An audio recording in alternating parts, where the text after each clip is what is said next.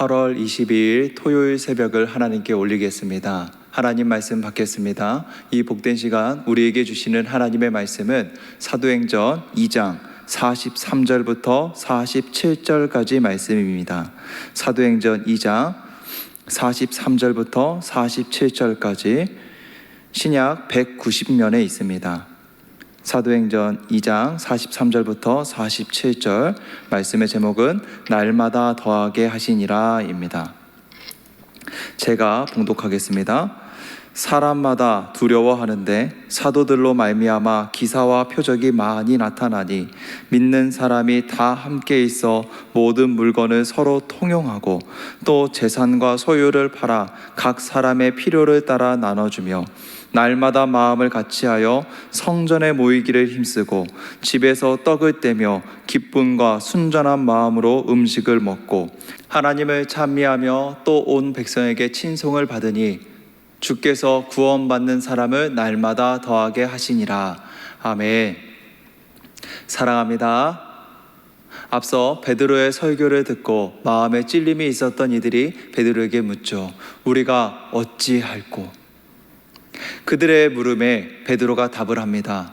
회개하여 세례를 받고 죄사함을 받으라. 그리하면 성령의 선물을 받으리니.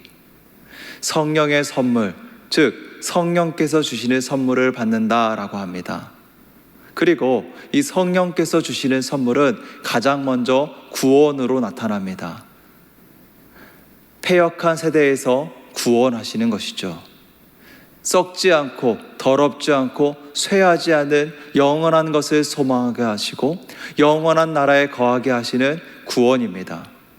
그리고 이 구원받은 자들을 하나로 모이게 하시고 교회로 세워지게 하셨습니다.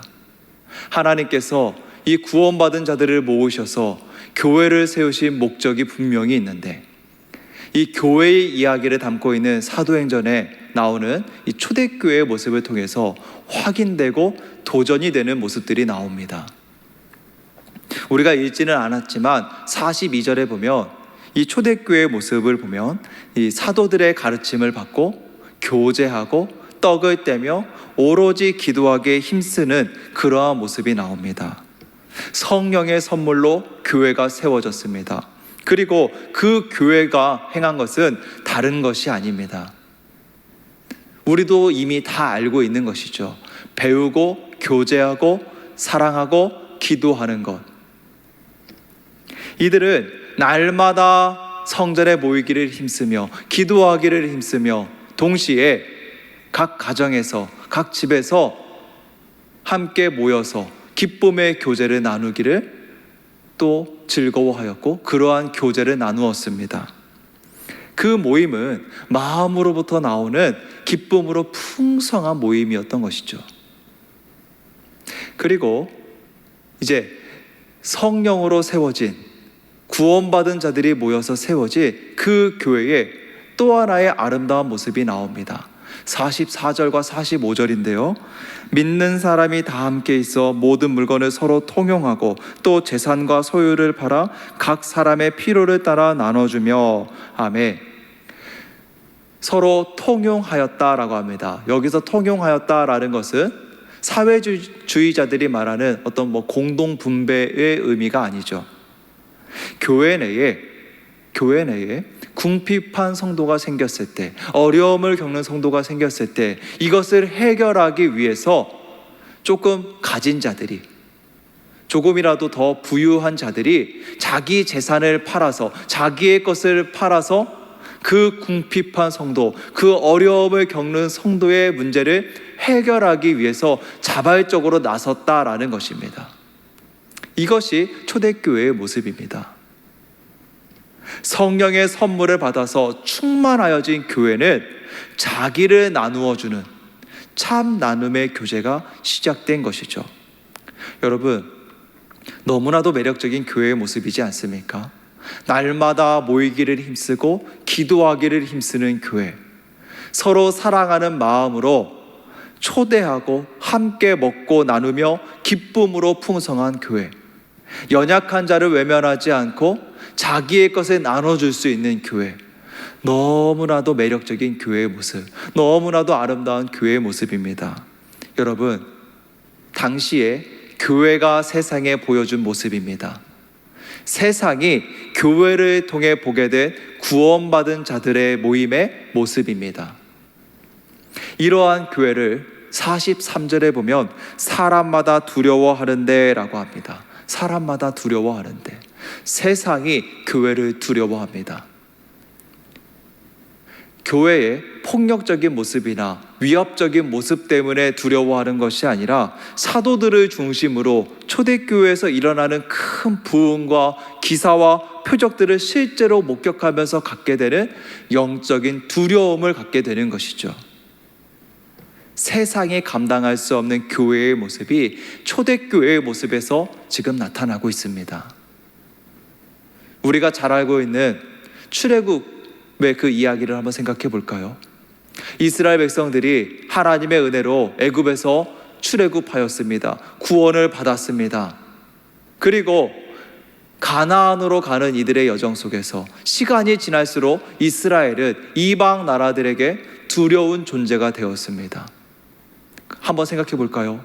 여러분, 무엇이 이들을 두려운 존재가 되게 하였을까요? 가진 것이 많았습니까? 엄청난 군사력이 있었습니까?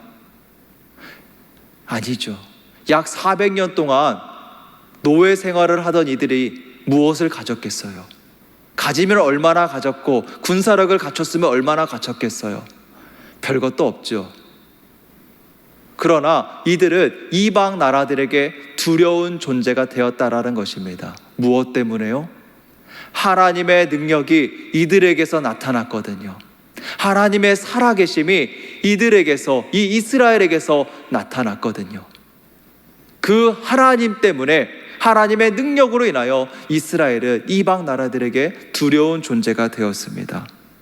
여러분, 교회의 능력은 다른 것에 있지 않습니다. 하나님께 있습니다. 하나님이 함께 하심이 교회의 능력입니다.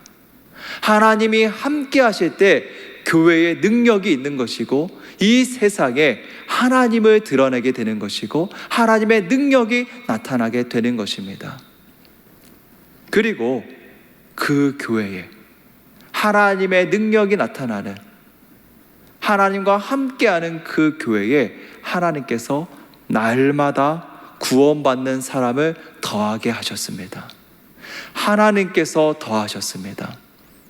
어떠한 프로그램이나 체계적인 시스템의 결과물이 아니에요.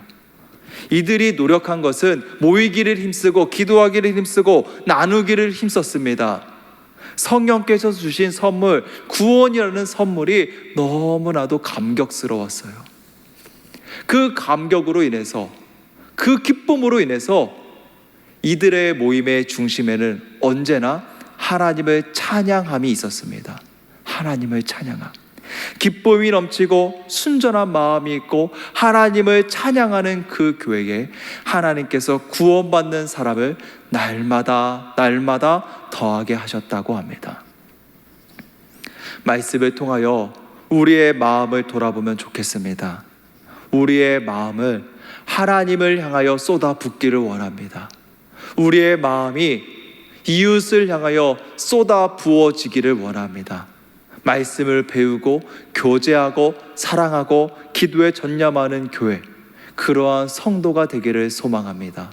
또한 우리가 있는 모든 모임의 중심은 하나님의 살아계심과 선하심을 찬양하는 교회, 그러한 공동체, 그러한 가정이 되기를 소망합니다.